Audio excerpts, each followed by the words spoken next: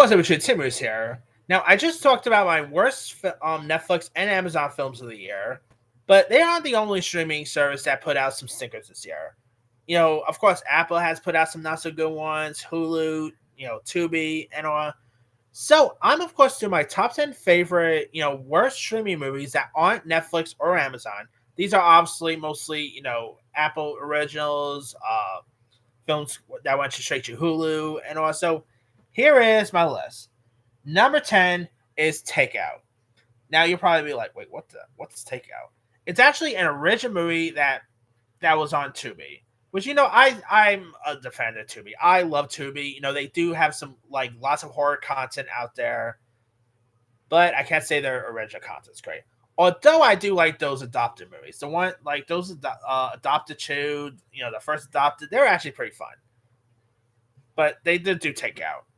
Takeout, of course, takes place at a dead end night ship at a remote fast food diner, and three coworkers suspect a customer, is a serial killer here. And after like digging, for proof, they quickly realize they're in over the heads here. It is really boring at times. I did not really click with the characters at all.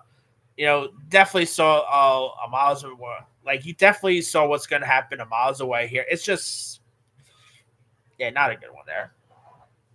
Number 9 is actually what I was really interested in. Because the director also did that HBO Max movie called Unpregnant a couple years ago. So I had some hopes for this one. Number 9 is Swite.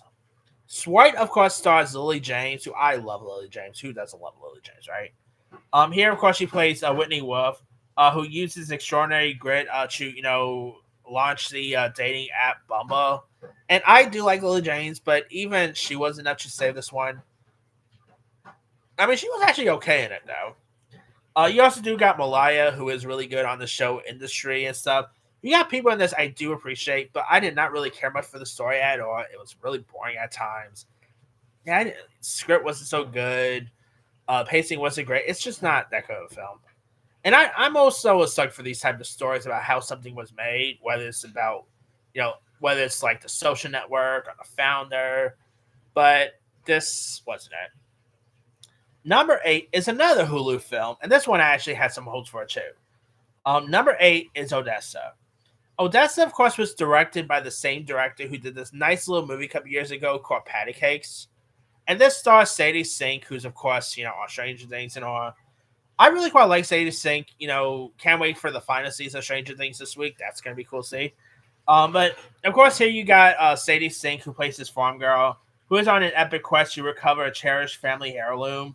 And her journey leads her to, like, a strange and dangerous city where she meets her like true love here, and and I will say Sadie Sink was okay. You do have like Kelvin Harrison Jr., Regina Hall was decent in this. It just wasn't all that great. It was pretty boring at times. Had music in this that you do not even, yeah, that you definitely will forget by the time this movie's over. It's just not a good one, and yeah, it's a shame too, because I was actually interested in seeing this one in the areas, but after seeing it, now you can see why they dropped this thing straight to Hulu. But number 7 is a Shudder film, and that is 825 Forest Road. This is from the same director of those Hell House movies, and those Hell House movies are usually hits and misses here, but this just wasn't so good. It was just completely boring. I did not really know what the heck was going on in this thing. If you guys don't know much about the story here, it is where like Chuck Wilson hopes to start like a new life in like this Ashland Forest with his wife Maria and his little sister here. But he quickly discovers that the town has a dark secret, and it's just not scary, boring at times. Definitely one of the not so great horror movies that came out this year. Shudder has put out some pretty decent stuff, but this is not one of them. All right, number 6 is The Family Plan 2. I enjoyed the first Family Plan. I had a fun time with it. And so I actually had some hopes for the sequel. Yeah, this just was so good. I mean, you definitely see they're trying to make this family become like the next Griswolds in a weird way. Definitely has a little bit of a National Lampoon's Griswold vibe with these families. But yeah, the of course the whole brother scene with Kit Harington coming on just didn't work. Wasn't as funny as the first film. Not a good year for Mark Wahlberg, by the way. between Flight Risks, Play Dirty, now Family Plan 2. It's just a shame too because I've always liked Mark Wahlberg, but yeah, he's been picking some not so great stuff lately. All right, number 5 is another Hulu film, and that is The Hand That Rocks the Cradle. I gotta say, the new movie, The Housemaid, is a better remake of Hand That Rocks the Cradle than this one is. Of course, here you got like a Micah Moreau, you do got like Mary Elizabeth Winston, you know, and it's just not a great remake. I mean, nothing about it was all that fascinating. Micah was actually okay, but even she wasn't enough to save this thing. I like Mary Elizabeth Winston, but she wasn't all that great in this too. It's just a really boring remake that just did not work. Number 4 is another Hulu film, and that is The Man in My Basement. Now, Hulu did put out some good stuff this year. Like, I did not, that movie, Summer of '69, was pretty decent. The one that Samara Weaving did, the car, I forgot the name of it, but that was actually an okay one. But not everything they put out this year was the best. And The Man in My Basement is one of them.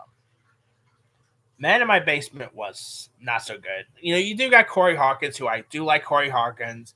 You got William Dafoe, who's always great. Here, of course, you got Charles Blakey, who agrees to rent his basement to a mysterious stranger. And, yeah, like, William Dafoe is just really weird in this. But it's just not that good of a film. Pretty boring at times. I mean, it's just not a great one. Number 3 is Echo Valley. Now, I actually do like Sydney Sweeney. I think she could be pretty good. She was really good in The Housemaid. And she was actually not so bad in this one. Like, the movie's terrible, but she was good in it. But about it just wasn't so great. It's from the same director of that movie Beast that came out a couple years ago. It stars like Sydney Sweeney, Julianne Moore. Where like this a woman who lives a secluded life until her daughter, played by Sweeney, shows up. And of course, like she actually like goes straight like to protect her daughter and stuff. It's just not a good film.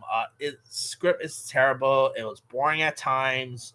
They didn't care for the characters. I mean, it has people in it I like.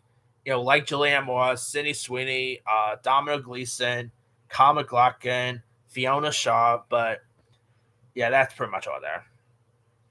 Number 2 is Vicious. Of course, I did do my top 10 worst horror movies of the year, and this was definitely on that list. I really wanted to like Vicious. It's from the same director of the first Strangers movie. Brian Bertino, starring Dakota Fanning, who I've always liked Dakota Fanning. This was a stinker. This wasn't so good. Wasn't all that scary. Dakota Fanning did her all, but even she wasn't enough to save this here. Catherine Hunter needs a new agent. She was in this. She was in Megalopolis. She was in The Front Room. Give her a better film, people. Come on. I mean, yeah, it just wasn't all that good here. Of course, it stars Dakota Fanning, who plays Polly, who receives a mysterious box, and it comes like with one rule: place something inside that she needs, something she hates, and something she loves here. And if you want to see a better Dakota Fanning horror movie, just watch The Watcher. The Watcher is a far better film. But yeah, this just wasn't all that scary. It wasn't all that good. Boring at times. I really wanted to like it, but just wasn't all that great. And number 1, the worst streaming movie this year, that is not Amazon and Netflix related, is probably Apple's worst film they put out all year. Fountain of Youth. Directed by Guy Ritchie, starring Natalie Portman, John Krasinski, Isaac Gonzalez, Domino Gleeson movies on this list.